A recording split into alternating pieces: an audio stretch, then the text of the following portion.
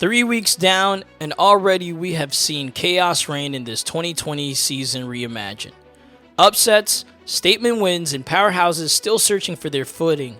That's the case in Michigan, as last week they had a horrible showing upset by the Charlotte 49ers, shaking up the Big Ten race. Down in the South, LSU and Florida will be in action, as they both are unbeaten but battle-tested. Now as the fourth week begins, the schedule tightens. Conference plays hit full stride, pretenders fade, and contenders emerge.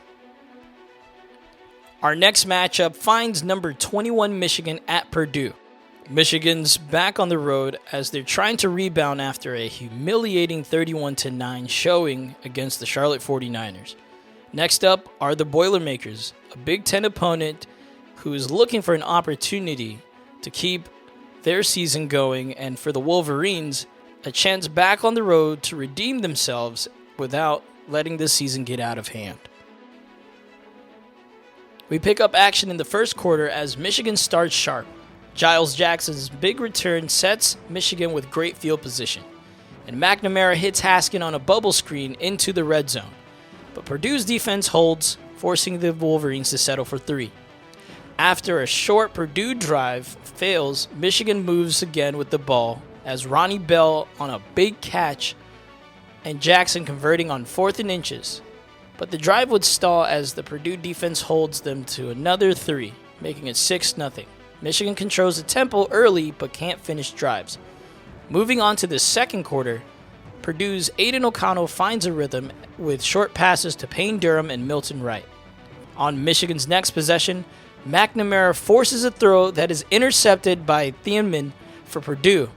Aiden O'Connell immediately hits Sheffield deep, then Payne Durham for a touchdown with 4 seconds left. Purdue takes a 10-6 lead headed into the half. In the third quarter, Purdue has the ball to open it up, and they open strong. Horvath bursts outside for a big gain, and O'Connell connects with Rondell Moore for a 39-yard touchdown, extending their lead to 17-6. On the other side, the Michigan Wolverines offense has been unraveling, giving up 2 sacks and an interception. We move over to the fourth quarter as Purdue tacks on a field goal to extend it to 20-6. Brad Hawkins and Giles Jackson are the lone bright spots for the Wolverine. Hawkins intercepts O'Connell this time in the red zone, but Michigan fails on 4th down. Later on, Giles Jackson sparks a little bit of hope with a long return, setting up the Wolverines' offense. McNamara hits Cornelius Johnson for a 50-yard touchdown, cutting it to 20-13. Unfortunately, the onside kick fails. Purdue survives, and Michigan's woes continue as they are falling apart at the seams. We head down south where it's a huge matchup with number 6 Auburn and number 3 LSU. 2 unbeatens, one to claim the title of Top Tiger. The Auburn Tigers would get the ball first, but start off shaky as Bo Nix is intercepted for a pick 6 by LSU's Eli Ricks. LSU would tack on another 3, and they would already be ahead 10-0. Auburn answers quickly as Bo Nix finds Anthony Shorts for a huge 50-yard pass play, then finds Schenker for the score. LSU counters before the half as Finley hits Jenkins for a 64-yard pass, setting up a field goal, 17-10 LSU at the break. Defense dominates the third. Ali Gay racks up 3 sacks for LSU. Auburn bends but doesn't break. In the fourth quarter, Bo Nix, at home, delivers in the clutch, setting up a field goal as Auburn gets by LSU 23-20 in an instant classic, a Tiger Bowl for the ages. Our next matchup keeps us in the SEC as we travel north to Knoxville, Tennessee. The Volunteers look to shock the world against number 4 Florida, a rivalry that rarely disappoints. Florida starts strong, garnering a rhythm between Trask and Tony through the air and Pierce on the ground. But Bryce Thompson for Tennessee jumps a route for an interception. Tennessee's Garetano capitalizes with a 12-play drive capped off by Ty Chandler's touchdown making it 7-0. Both offenses stall before the half, and Trask throws another interception, and it's 7-3 at the break. Third quarter is a defensive slog. Finally, Florida finds life. Pierce powers the ground game. Trask connects with Copeland and Grimes, setting up a field goal, making it 7-6. Midway through the fourth, Trask hits Tony for a 26-yard go-ahead touchdown, and they convert on the 2-point conversion, and it's 14-7 Gators.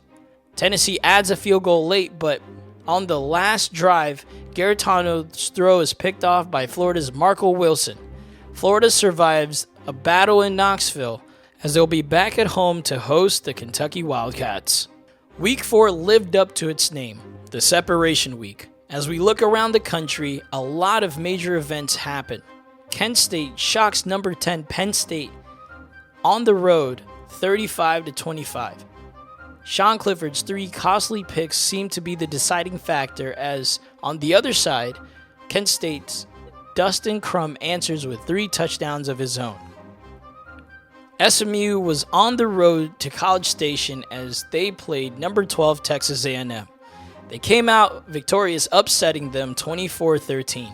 Shane Bichelle's 2 early touchdown passes are the deciding factor, as on the ground, Bentley runs for 143 yards as the Mustangs stay perfect and perhaps moving a little bit up on the poll. Down in Tallahassee, the Seminoles would host the Irish, and like typical fashion as it's been, the Irish would have to rally late in order to take the 31-24 road win. But it did not come easy, as they lost Ian Book leading up to the final moments, as backup Brendan Clark came in and found Kyron Williams for the go-ahead touchdown as they escape Tallahassee with a stroke of luck. Luck seems to be the theme, as we find the reimagined Cinderella story Buffalo in action against Akron. What seems to be an easy matchup, but it came down to the wire as the Bulls would have to rally back, with Kyle Van Treese finding his tight end for the go-ahead touchdown, 31-26. Georgia bounces back after that disappointment showcase in Oxford. JT Daniels throws for over 300 yards, and the Georgia running game compiles over 200 yards and 5 touchdowns to bounce back. In a couple of weeks, they will host Tennessee at home.